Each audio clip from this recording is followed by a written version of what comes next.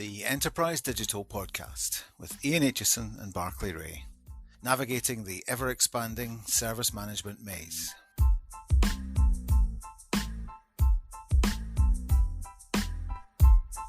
Welcome to episode 1,005,375.9 of the Enterprise Digital Podcast. This is an exciting one today. We've got some guests, real people, not just AI generated as well. We're going to talk about some exciting stuff that's going on in the industry.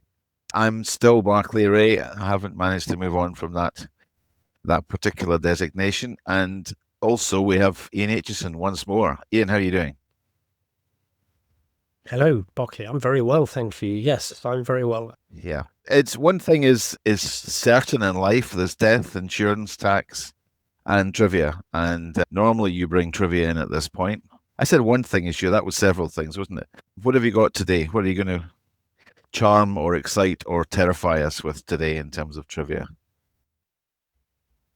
Just small trivia this week, but I observed with great interest that we are bringing things back from extinction. You familiar with the dodo? Barclay, you are familiar with the dodo. I am, yeah.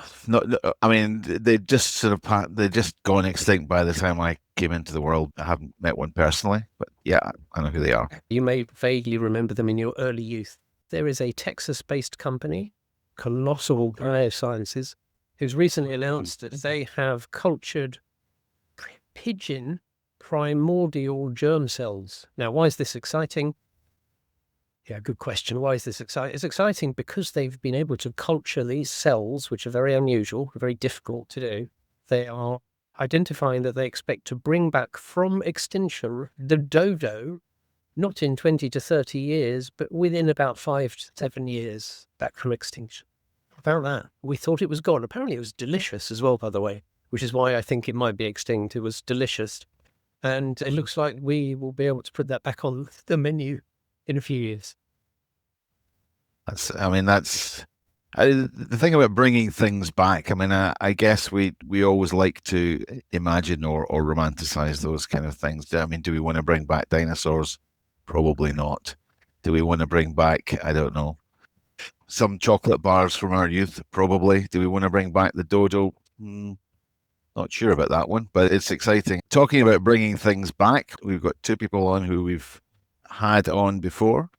We are going to be talking about a new ITIL publication, which is just in sort of early form. And we're delighted to welcome Roman and Kaimar, Roman Jouravlev and Kaimar Karu, both of whom have been at the center of ITIL oeuvre for some time now. We're delighted to have them joining. Welcome both.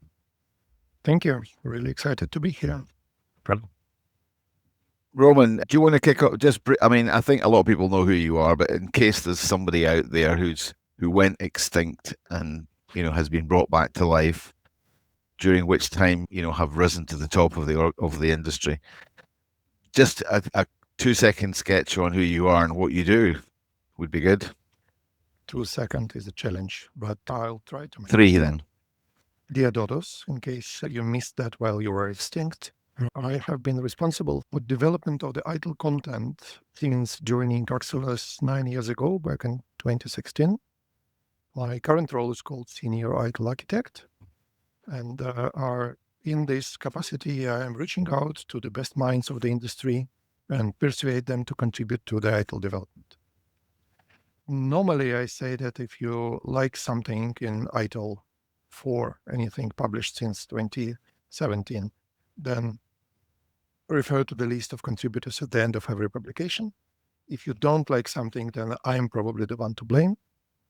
But today I'm excited to divert that blame to our other guest, Kaimar, who had invited me to join Axelos back in 2016 and left it soon after, leaving all that blame for me to experience. So I'm grateful for that opportunity, which I'm still enjoying. And yes, happy to have worked with Kaimar on this new publication we are talking about today. Great stuff. Thank you. Well, we know, where the buck stops. We know who to blame for whatever happens, effectively. Kaimar, just quickly introduce yourself? I know you sort of burst on the scene probably, 15 years ago in the UK, and came around everybody at conferences, and have since been sitting astride the industry and also doing some interesting things outside the industry as well, politics even. Do you want to just quick hello and introduce yourself? Quick hello. First of all, I would like to agree with you, Barclay, in terms of not bringing the dinosaurs back, because for the four of us, they would be a massive competition. As for the background, before I joined Aitchison, putting organizations, figuring out how to better use digital. I'm from Estonia, it's a digital nation, so we do everything digitally. So helping organizations to do more of that. Then I joined Aitchison and was accountable for the product development and strategy of ITIL and other products in the Aitchison portfolio as well. And since I left Aitchison, I've been kind of doing the same consultancy as before, but just more of it, with a few snippets of non-consultancy roles happened in on. You were a minister, a government minister in Estonia for a while, weren't you? At one point, yes, I was invited to join the newly formed cabinet as the Minister of Information Technology and Foreign Trade back in Estonia. Wow. I mean, were they just shorter people, or what was how did that happen? Just in terms of how you go from being in consultants into politics. Just briefly, I'm curious. Quite well aligned with how we have approached the publication that we will be discussing later today. There is no recipe for a move like this. It just happens. I've never been in politics before, or I had never been in politics before. I had no real ambitions to go into politics, but the stars aligned and they were looking for someone who had international experience and understood how the Estonian digital system works. And I fit the bill. Well, that's very impressive. I mean, I had the same problem because I'd always just been working as a ballet dancer, and somehow I ended up in service management. But there we go. Right, we're all introduced. We are going to talk about the new publication, and we'll talk about what it's called, get that sort of out of the way, and then dive into what's in it and why it's been done. But before we do that, let's stop for a quick lime cordial and a fondant bun. Looking forward to this discussion. Let's start at the beginning. There is a new ITIL publication that's in a sort of beta format at the moment. It's pretty much complete, but it's getting feedback, and it's about what organizations do when they, and I'm going to use the inverted commas here, implement service management, but we're not going to call it that. Roman, give us a quick overview of what the book is, what we're going to call it, and what are the main drivers behind doing it.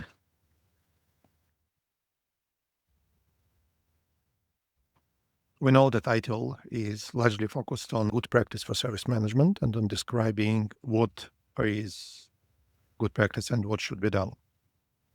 Developing those practices, developing the respective capabilities, introducing new practices, changing the tools supporting it, changing organizational structures often involves our significant transformation. And we know there are many methods, many techniques for transformation around. There is project management, because many transformations are projects or programs. There is our Kotter's 8-step process or method. There are many other OCM tools. Despite them being around for quite a long time, we know that many large transformations fail. And we believe that it's not only because we cook them in some wrong way. To an extent, it's also because the recipe is not up to date. And we wanted to create guidance that would improve the chances for success of organizational transformations, focused on service management, improvements of the service management system. But I will, just between us, I will tell you that the same guidance can be applied to other large transformations. If you speak ITIL language and understand what's written there in ITIL language, then you can apply it to any other significant transformation. What makes it different from existing tools and publications is that it is flexibly adjustable for different levels of complexity. It's either say VUCA native. For those who are like Dodo, joined us recently and don't know what VUCA is yet, it usually stands for volatile, uncertain, complex, and ambiguous. And that's basically 4 characteristics that we experience and observe on a daily basis around us. And we wanted to create a VUCA native and to a large extent AI native guidance on successfully transforming management systems in the modern, uncomfortable world. And I think we did, thanks to Kaimar and Stuart and Mark, who were the authoring team, and the many people who helped us reviewing and suggesting improvements through the development project. We think that we managed to create something practical and new enough to be useful and interesting. I'm biased, of course. Kaimar will probably correct me in this assessment. Who would be the ideal reader of this publication? Who are you really targeting this work to? I would name 3 large groups, slightly overlapping, of course. One, people who run transformations. It may be internal and external consultants, it may be executives, it may be managers of different levels who are responsible for making the change happen. The second group is the large group of people who are being impacted, involved in, or are in any other way influenced by transformations, to understand what's happening and why it's happening this way. And the third group, which partially overlaps with the first one, is, of course, people who help other people run transformations. So, as I mentioned, internal and external consultants. If your job is to change your or other people's management system, then it's a manual for you. You are affected by those changes, then it's an awareness book for you that will help you to understand better what's happening to you. So just to clarify that because again, from the ITIL side, we've always kind of kept away from talking about implementation directly because of the varied environments and different contexts that people are working in. This one actually tackles that head on by saying there are constantly different environments, different contexts, and this book has a practical, so there's a kind of approach part, and then there's lots of tools or practical stuff you can apply, but it's saying head on, this is how you make service management work in a number of different contexts. Is that correct? That's correct. If I understand your question correctly, you are challenging that the implementation word and the title in the title. Yeah, let's just get that one out of the way, because the initial kind of release of it did say guide to implementation or implementation guide. I can't remember which way around. The official name of the current book that is published is ITIL, or just our new line, how to implement. And that is, on one hand, a good name because it's an ITIL guidance or ITIL guide to implementation of organizational changes, implementation of transformational improvements. It's in no way a guide to implementing ITIL, because just like many years before, we still believe that ITIL is not supposed to be implemented. It's supposed to be adopted. And this machine has no brain. You're supposed to use your own when you select what to adopt and adapt and how to integrate it in your organization and how to implement improvements you want to implement with ITIL. This name has a history. There used to be in version 2, there was a book which was called Planning to Implement. Planning to Implement, exactly. And we also had a specialized product for our vendor and consulting partners under that very name, How to Implement, to help them transforming other people's organizations. We know that there is a history of this name, and some people would recognize that this is a new version of our Planning to Implement. However, we received a significant pushback from the audience, from the readers, to this naming. Many people read it as confusing. Many people assumed it's changing the narrative from implementing improvements to implementing ITIL. The final live version of this, after all this testing, will be published under a different name. I cannot say what it will be. We have a few options in the top of the chart internally. It's likely that it will include the word transformation. because basically Okay. it's a guidance to running transformational level improvements. It's a more advanced approach to how you make how you adopt and adapt, make transformation work. How you That's adopt, great. adapt, how you implement improvements, but we know that the implement is a charged word. Okay, thank you. Kaimar, in terms of approaching this, what's different about it then? I mean, from your perspective, as the kind of lead on it, what have you addressed in this that would look different, if you like, from previous attempts to do this kind of book? So Roman mentioned the word recipe, and I would extend that and describe this through an analogy afterwards as well.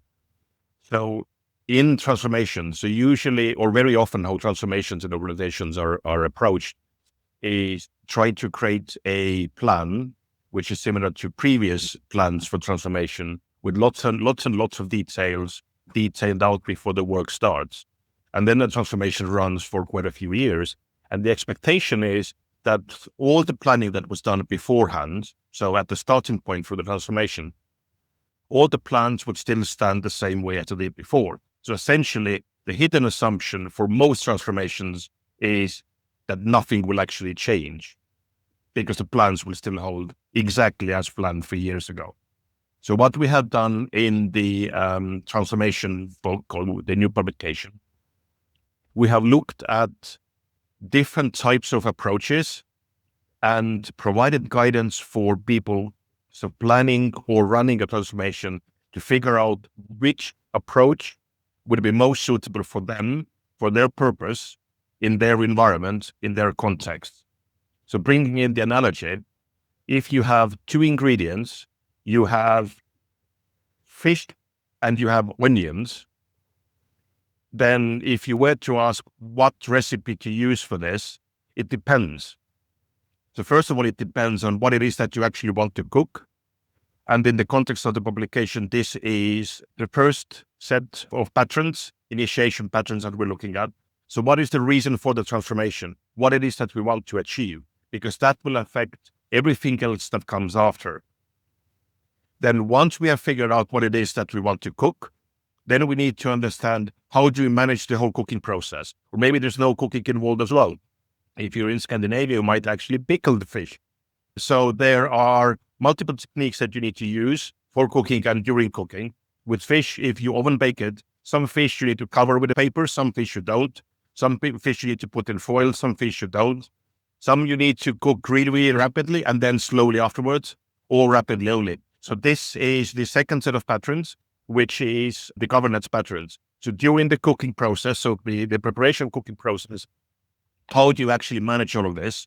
And in organizations, one of the biggest mistakes that is often done for transformation is not understanding the existing governance, not understanding the governance that is needed for the new organization, so post-transformation, and then the governance that is required for the action transformation itself. The transformation can't really run like in addition to all the normal work. It has to become part of what the organization does. So you need to blend the needs for change governance with existing governance. So that was just Ian. To take your analogy then, Kaimar, which I think is really good, to play back one bit and to ask you a question. So firstly, you're saying this is like a recipe book because different transformations vary depending on the organization. You shouldn't assume you're always making dauphinoise potatoes and filet mignon. You might be making a bacon sandwich and that's fine. But what I think you also said towards the end is everybody's kitchen is different. So you have to understand your kitchen before you make the bacon sandwich or whichever is the appropriate project. So it's about understanding the environment and understanding the right path to take. And you offer a series of paths in this publication. Yes. So I would say it's not a book of recipes. It's a manual for how to create recipes that fit with the purpose of what you want to achieve in your environment with the resources and capabilities you have. And then for every individual activity, again, as with cooking, So sometimes you cook something that you have done before many, many times, you know exactly how to do this. And sometimes you're trying something new. You like, let's say you have never made hollandaise before, and then you would like to avoid making scrambled eggs instead. So the third set of patterns, which is the execution patterns, is looking at those kinds of things. So for some initiatives under transformation, you know what needs to be done. You can create a plan or follow a plan. But for some things, to achieve the objectives of the transformation, you need to experiment, you need to explore. You can't create a full plan for this. You need to learn from the experience and then, based on that learning, move forward. So this is the third set of patterns. And that's moving us away from the old waterfall style approach to many of these things again. And waterfall, try it, experiment, discover, make mistakes, recognize where you're trying to get to, all that sort of learning approach to it as well. And waterfall works for some things. It absolutely works for some things, but then it doesn't work for many other things. So the patterns help you figure out when to use and when not to use waterfall, when to use and when not to use an agile approach, and so on.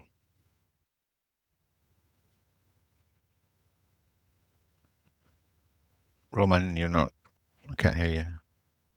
Sorry, just to quickly chime in and second what Kaimar just said. We are not moving away from waterfall approach. We are providing guidance on the conscious choice between different approaches, depending on the circumstances, depending on what we know and can know about the change. And for some initiatives within a transformation, waterfall will be perfectly suitable approach. For others initiatives within the same transformation, we will need experimentation. For our others, or for some third type of initiatives, we don't even know what to experiment with, and we need just, what is the keyword, Kaimar, we use there? Restraint? No, to essentially do something quickly. Yes, just because we came home, we came from a long walk and we are very hungry. We need to create a quick and edible thing before we can start experimenting or following recipes. It's a quick bite because we need some energy. In the culinary analogy. So this ability to choose between different ways of executing the transformation under the carefully and again effectively and consciously chosen governance pattern, which fit their BAU governance and at the same time suits the circumstances of the transformation. In response to a well understood initiation pattern is what this book equips you for. To understand initiation patterns and their combinations, to define the suitable governance pattern, and to govern and manage their execution patterns according to the organization-specific and transformation-specific circumstances. Taking that forward on the cooking side, I mean, also the context there could be, you, as you say, you wouldn't want chefs to be experimenting in a fast food restaurant. I mean, that would be where waterfall would be ideal, because you got to get some stuff out quickly or stuff out by a certain time. There's one or two things I just wanted to mention that are in there. I mean, there are a number of references to things like Kinefin, which is dealing with different domains of, how you respond. There are things like really practical things like, guidance on writing a business case, which I think is really useful for the industry. There's several different examples of transformation situations in different contexts, so that it will help to give people, that sort of clarity that there are a kind of storytelling for this is how this happened in this different situation. So I think anybody with, even half a brain cell reading that would understand that it's not a cookie cutter, one size fits all. I'm sure there will be somebody out there, but it's really just clarifying that, taking that forward, I think, at a new level. It does talk about chaotic domain indicators, which I found quite interesting. And, just how you recognize different types of chaos and different types of context. But just sort of rounding off that conversation, it's a practical book for lots of different groups of stakeholders that are doing transformation. What would you just ask you both, what would be your kind of 2 or 3 key points to say coming out of it that would interest people to to go and have a look at this? What will they really get from it in terms of benefit and value? Why read this book? If I may start, so I think for people who have either been part of a transformation before, which is many, or have been running a transformation before and have seen it being painful and failing. So for those people, the publication will essentially explain why certain things have happened and will explain what can be done differently. Not really differently in the sense of you need to create all these structures to do things differently, but how to approach the whole transformation differently in the context of the organization to actually make it succeed. So avoid the pains of before, understand why those things happened, and then being able to keep an eye on signals indicating that these things might happen again, and then the approach is how to avoid them. So make the transformation more smooth. No publication can guarantee the success of a transformation, but equipped with this knowledge, equipped with the tools from the publication, the likelihood of the transformation succeeding for the leader of the transformation or the participants for the transformation will be significantly higher. That's interesting as well, because, I think if you're saying that people who have been through a failed transformation will recognize, it should speak to them to say, this is why it happened that way, and these are the things you can do to avoid that in future. Actually, we Okay. do have feedback from people who have read it and who say, I wish I knew that earlier. I wish I learned it the easy way, or rather than the hard way. I would add one thing here, again, extending the metaphor that we have been using through this conversation. About half of the book describes the approach, the model for transformation, with the steps, with different patterns that we already mentioned. The other half of the book is a tool set. In our metaphor, it's a collection of the generic cooking recommendations that are very likely to be useful for your transformation, maybe not all at the same time. How to peel the onion, how to chop vegetables, how to skin the fish, the basic pickling techniques, the basic frying techniques. We have about 250 pages total in that publication, and about 110 of them are the introduction of the model and explanation of how to use it. And the second half of another 100-ish pages describes 27, if I remember correctly, various tools and techniques that would help to equip yourself as a reader for running and governing and managing transformations. They are not comprehensive descriptions of those techniques. Each of them basically is an introduction of another rabbit hole of managing stakeholders, or managing complexity, or managing risks, or managing organizational changes, or managing communications. But it's an important introduction to relevant capabilities.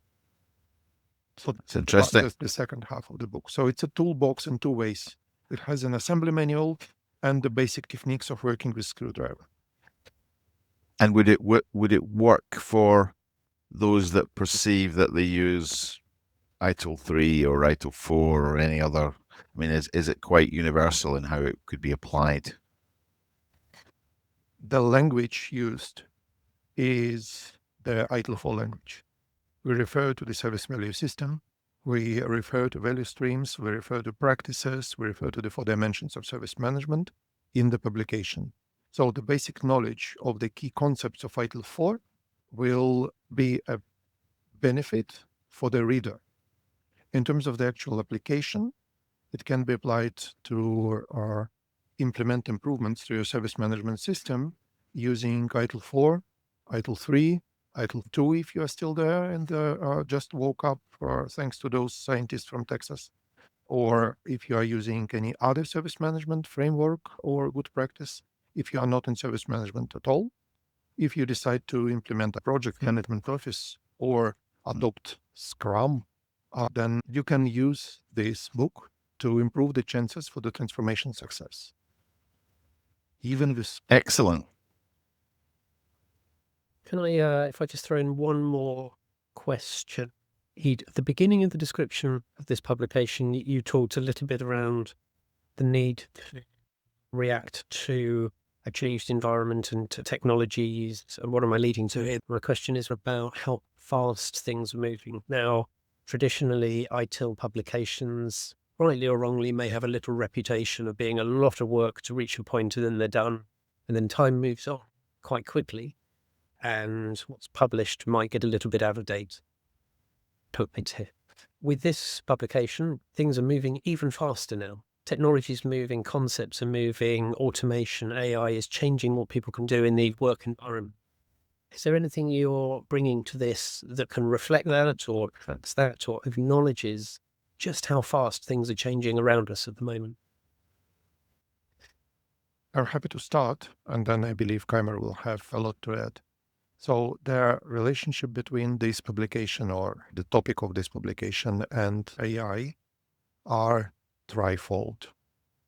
There are three different ways the ways they are connected. First, adoption of AI in organization may become a transformation, changing from something human-led activities or human-executed, human-controlled activities to technology-led executed or controlled activities may involve a transformation.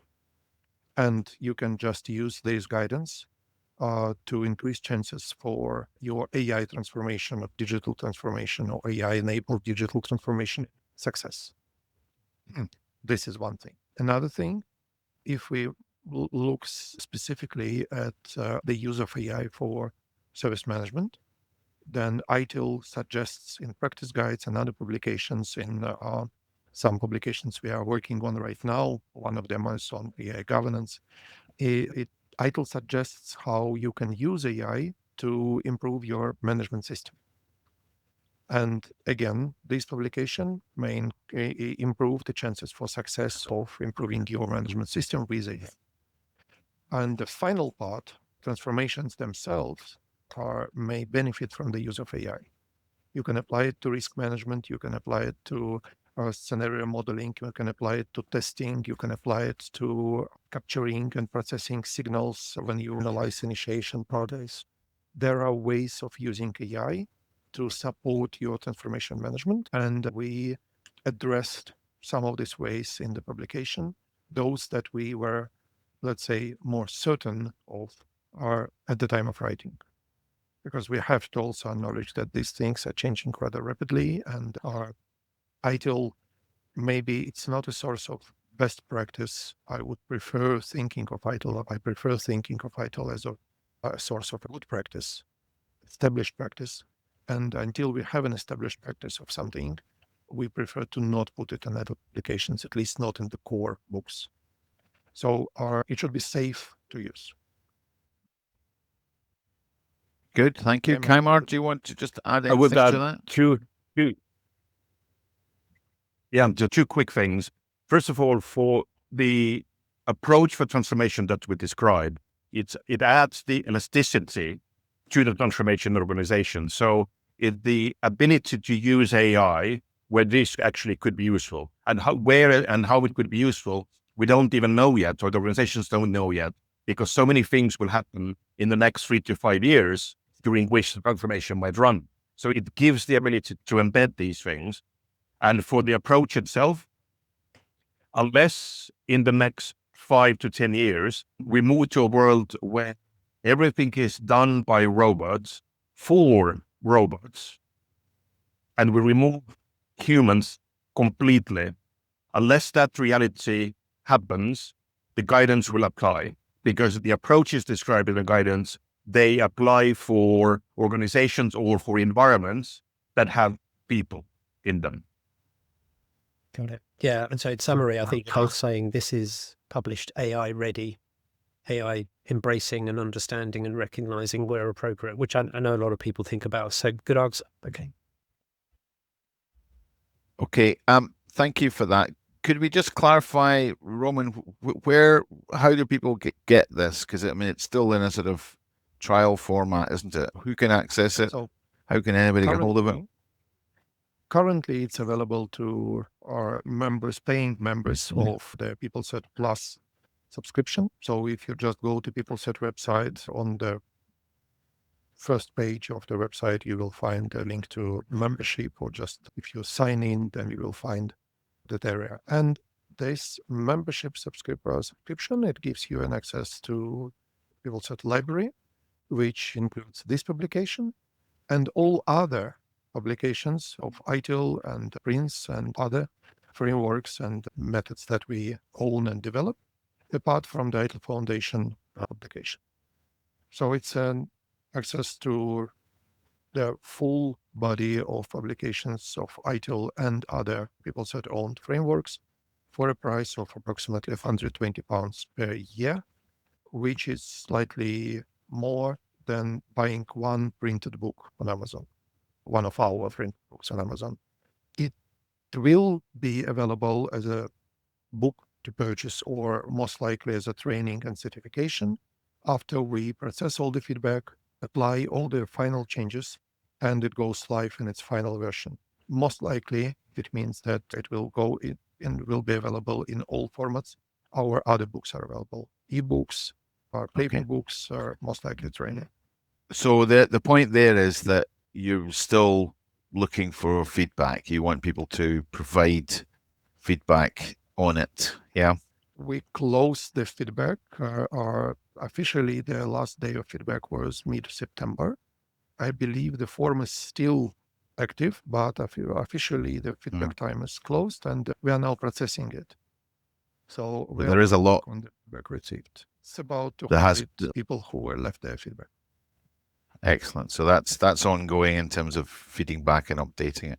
Okay, thank you both very much. I mean, that's been really informative. I think, as you say, there's been a lot of feedback, good feedback. It's a practical guide and lots to explore there. So if the dodo does get reborn and comes into this and goes straight to this publication, we will know how to be well. Yes, absolutely. Well, we all know, I mean, we're always doing these food analogies on here. So thank you very much for that. We'll move on now, Ian. Thank you very much as well. And we'll see you all soon on the next edition of the Enterprise Digital Podcast. Thank you. Thank you. Pleasure to be here. Thank you.